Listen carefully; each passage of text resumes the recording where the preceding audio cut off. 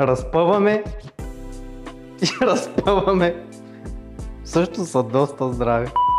Аз съм Михаил Иванов от Оптики Алфа и днес ще направим реален тест за здравината на очила от 55 лева. Колко често изтърваш очилата си?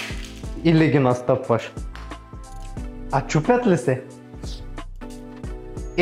Тези още са здрави. Да видим докъде ще издържат. Ако ги разпъваме и разпъваме, също са доста здрави. Леко се поизкривиха, но това е поправимо в интерес на истината. Така че този метал наистина изненада дори мен. Може би и това е поправимо. Всъщност, доста добре. Ако искате да разгледате още модели като тези или по-хубави, заповядайте в Оптики Алфа в град Варна или Търговище.